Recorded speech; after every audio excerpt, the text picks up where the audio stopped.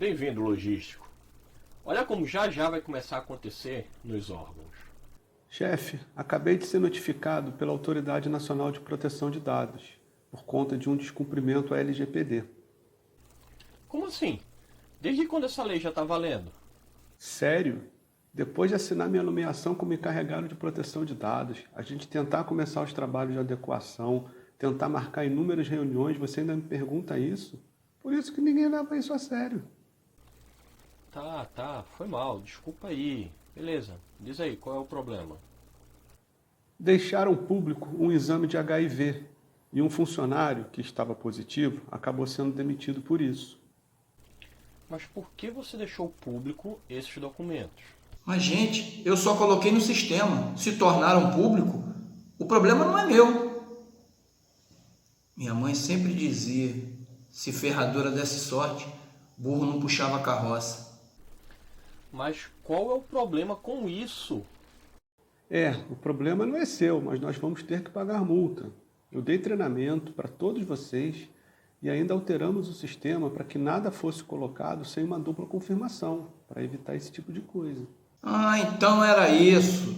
Aquele alerta, aquele pop-up que ficava piscando lá toda vez que a gente vai anexar um documento, né? Cara, você não sabia e não leu que não pode deixar dados pessoais públicos? Por que você deixou público? Não sei, eu não sabia. É tanta informação que eu não atentei para isso. Pô, foi mal. Vocês não vão me demitir por causa disso, né? Camarão que dorme, a onda leva. E demitir você vai resolver alguma coisa?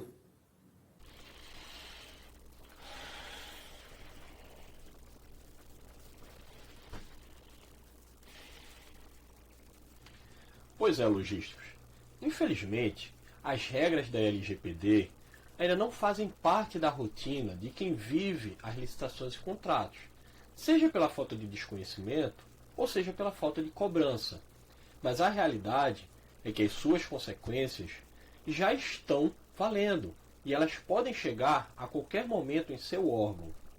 Neste último vídeo sobre LGPD nas licitações e contratos, vamos dedicar a falar um pouco sobre a rotina de quem contrata, ou seja, do fluxo de uma contratação e como o LGPD entra nessa rotina e algumas dicas práticas do que você pode fazer para que isso venha lhe auxiliar na adequação da sua estrutura para isso.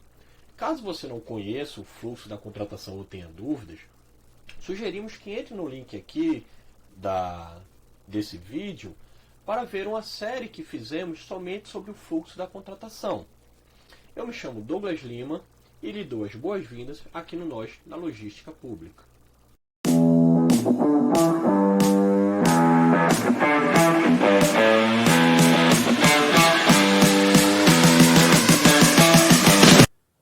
Primeiro ponto que levantamos é a diferença entre a transparência ativa e passiva, onde geralmente a passiva são requerimentos externos de um documento ou um processo, e normalmente são entregues em meio físico ou digital, ou pode ser uma demanda vinda da ouvidoria através de um pedido de acesso à informação.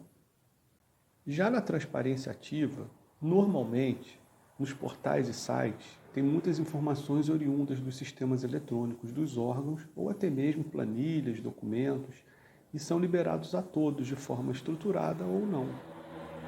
Um segundo ponto é verificar no seu órgão ou ente se existe um manual de classificação de documentos, geralmente vinculado à lei, e que pode auxiliar bastante na identificação do que pode ou não ser publicado. Sem mais preparativos, vamos começar a atacar e dar as dicas em cima do fluxo da contratação, começando com as primeiras etapas da fase de planejamento, da formalização da demanda, o ETP, o mapa de risco e o termo de referência. Nestes documentos, temos uma ação muito baixa de agentes externos ao serviço público, o que nos faz voltar a atenção ao servidor, às pessoas que estão trabalhando isso dentro da instituição, onde é interessante não divulgarmos, por exemplo, nos casos de assinaturas físicas, o padrão de assinatura daquelas pessoas, pois isto pode vir a identificá-los futuramente. É interessante que quando possível, já sejam utilizados as assinaturas eletrônicas, pois as mesmas permitirão que aquela informação já seja trabalhada de uma forma mais fácil. Interessante também que esta assinatura não vem acompanhada de identificações pessoais daquele servidor, como o CPF ou o RG. Neste caso, é interessante, quando disponível, que seja utilizado informações como a matrícula ou o ID funcional daquele servidor, pois ela já é uma informação pública e ela já é uma informação destinada à divulgação daquele servidor, da sua identificação perante os órgãos públicos. Pois bem, logísticos, chamamos atenção para o caso do estudo técnico preliminar. O ETP, em alguma medida, possui interação com o ambiente externo, na medida em que são realizadas reuniões, pesquisas e consultas. Pois bem, caso as informações das pessoas sejam inseridas no processo, é importante tomar o cuidado de ocultar dos documentos públicos informações sensíveis como número de RG, número de CPF, endereço residencial ou endereço de e-mail. Essa mesma preocupação, logísticos, deve se estender nas pesquisas de mercado, onde adicionamos cuidado com documentos como contrato social, balanço patrimonial, proposta de preços ou qualificação técnica de funcionários. Documentos geralmente obtidos nos processos de contratação direta ou de adesão de ata de registro de preço. Nos processos licitatórios, mantemos o cuidado com os documentos que já citamos, considerando que nessa fase não existe a inserção de documentos tão relevantes. Contudo, há um ponto de inflexão. É direito dos concorrentes pedirem vistas ao processo.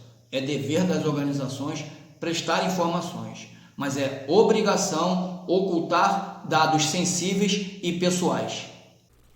Na contratação, temos talvez que o maior risco seja o próprio contrato em si, pois é muito comum, na parte da qualificação das partes, temos diversas informações, como nome completo, identidade, CPF, endereço residencial, formação, várias informações que muitas vezes são colocadas ali simplesmente pelo costume, pela tradição daquelas informações, mas que hoje podem se apresentar como um grande risco à proteção dos dados.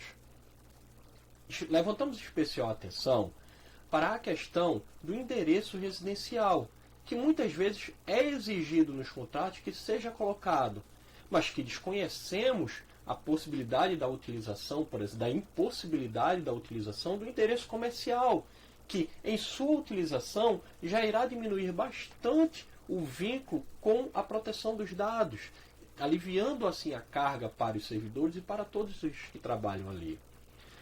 Aproveitamos também para ressaltar que geralmente também são obtidas cópias dos documentos de identificação dos sócios, dos procuradores e tudo mais, e que esses documentos deverão ser trabalhados para que não permitam a identificação dos mesmos ou dos seus dados pessoais como RG, CPF, nome de pai, nome da mãe, para todo o público, ficando restrito, devendo ficar restrito a quem realmente deverá utilizá-lo. Alertamos para os contratos com dedicação exclusiva de mão de obra, em que, durante a sua execução, é comum se exigir os comprovantes previdenciários e trabalhistas dos funcionários envolvidos, como nome, CPF, endereço, PIS/PASEP, carteira de trabalho, e que eles não poderão ser tornados públicos por conta da LGPD.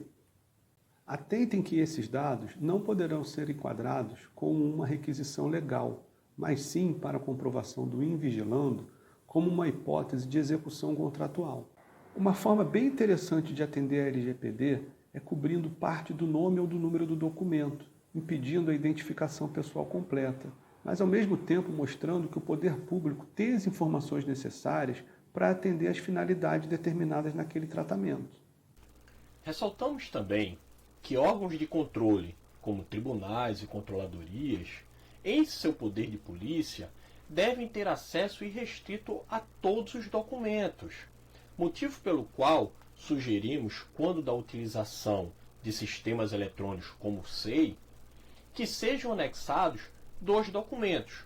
Um que será integral, ou seja, que não haverá nenhum tratamento em cima daquele documento e que ficará e que deverá nascer como um documento restrito ou sigiloso, e um outro já trabalhado que vai ter as informações pessoais conservadas para que este se torne público, visando facilitar o trabalho tanto desses servidores que estão atuando como dos órgãos de controle e permitindo que isso não venha a trazer um retrabalho ao órgão. Neste ponto, claro que estamos falando de sistemas que já reconheçam de forma automática ou que permitam que você possa reconhecer de forma automática o que vai ser colocado ali dentro. O que nos traz também a situação dos sistemas que não identificam ou até mesmo os documentos físicos, que ainda temos muito disso sendo trabalhados, principalmente em municípios, em outros estados, em outras esferas. É importante que estes documentos físicos ou estes mesmos eletrônicos, que eles tenham um sistema de protocolo e de identificação de quais documentos poderão ser trabalhados, deverão ser trabalhados, ou os que já nascem automaticamente restritos, pois isto vai demandar, se não for feito, servidores com conhecimento necessário e tempo para poder entregar cópias de inteiro teor desse processo, por exemplo, de forma adequada à LGPD. É importante também identificar a destinação dos documentos recebidos nas organizações, sempre com o intuito de mitigar a responsabilidade num possível vazamento no futuro.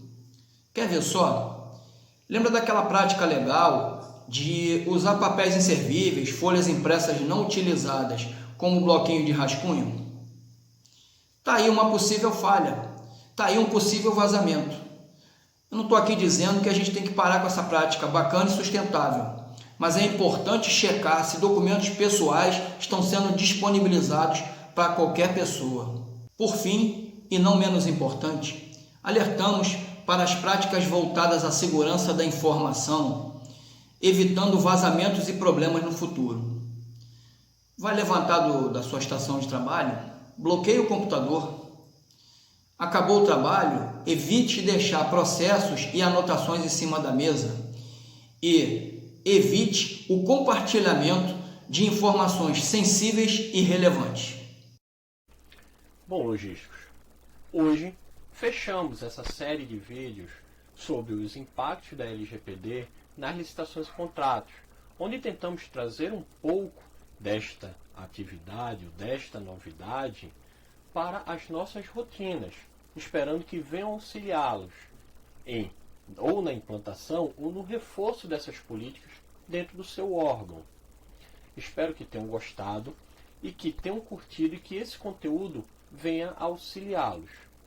Se você gostou do nosso conteúdo, deixe uma curtida, uma pergunta ou uma sugestão, ou encaminha para um amigo que possa ter utilidade este conteúdo a ele.